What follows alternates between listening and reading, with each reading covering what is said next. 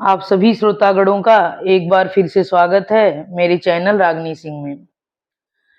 आइए मालती जोशी जी की लिखी कहानी शुभकामना को सुनते हैं। तो चलिए शुरू करते हैं कहानी शुभकामना।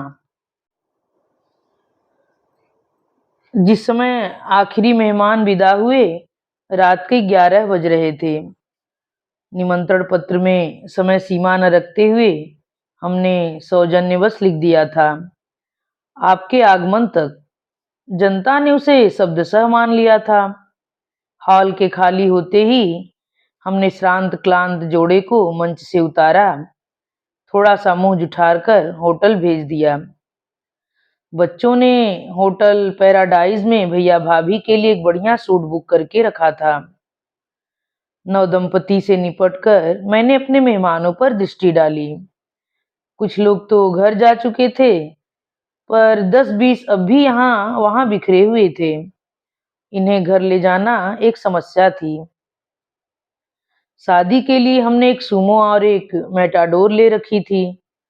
सूमो में तो फिर भी लोग बैठ जाते थे, पर जिसको भी मेटाडोर में बैठने को कहा उसका मुंह फूल जाता था।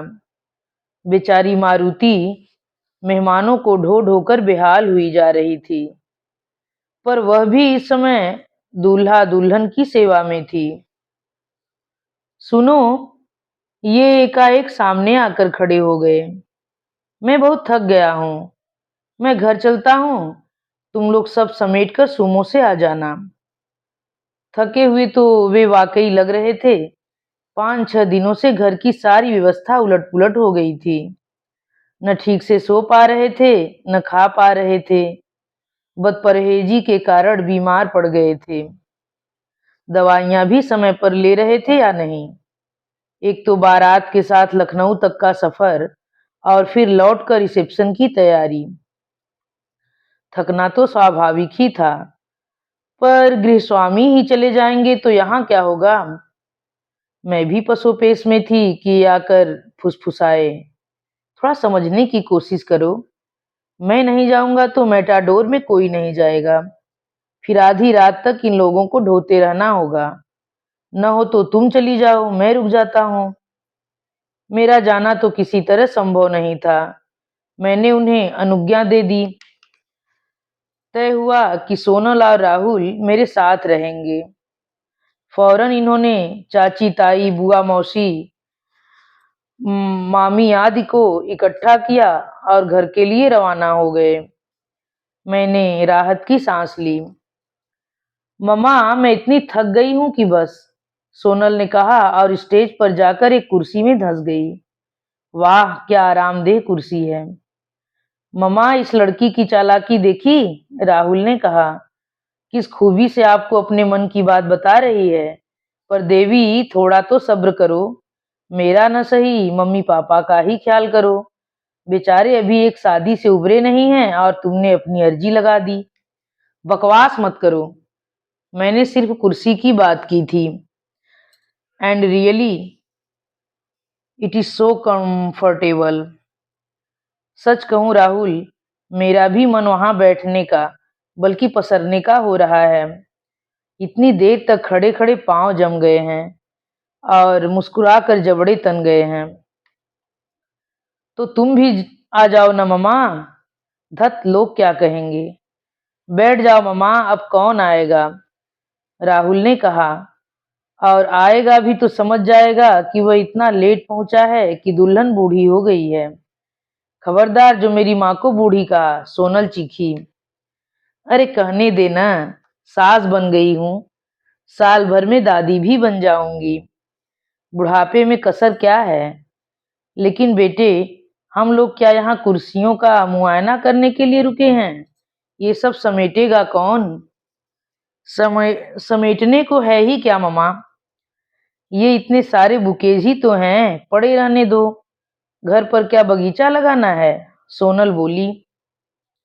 इससे तो अच्छा था कुड़ाल के साथ ही रखवा देते, उसका कमरा सज जाता। आप भी मम्मा पता नहीं कहाँ की कौड़ी ले आती हैं। भैया का कमरा क्या इन फूलों का मोहताज है। वह तो ऑलरेडी महक रहा होगा।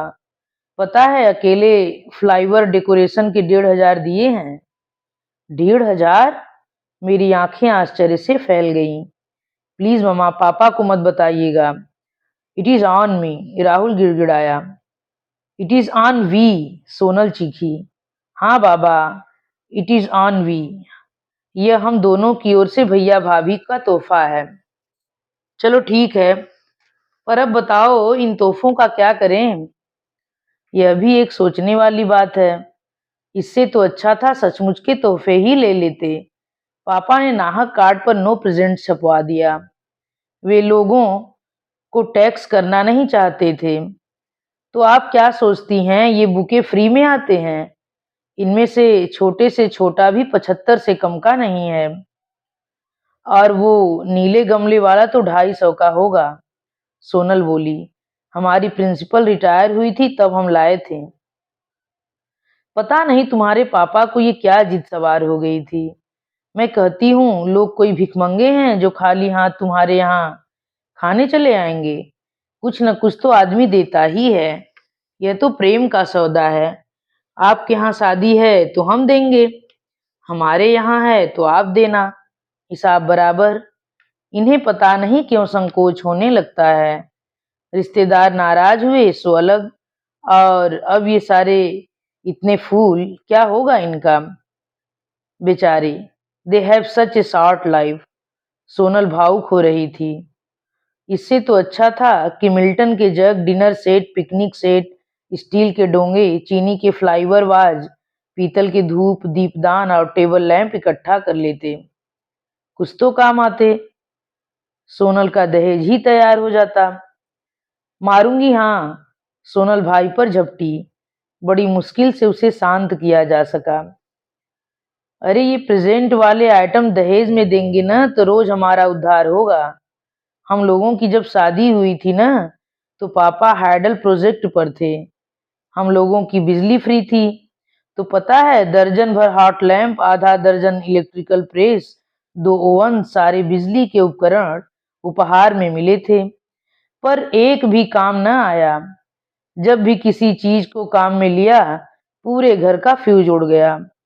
सुधरवाने जाते तो दुकानदार कहता, सर ये देने लेने वाली चीजें हैं, सब शो की होती हैं।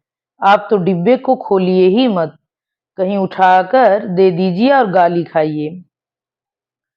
मम्मा, ये लोग झालर वालर उतार चुके, अब कुर्सियां उठाएंगे। जल्दी बताइए क्या तय किया?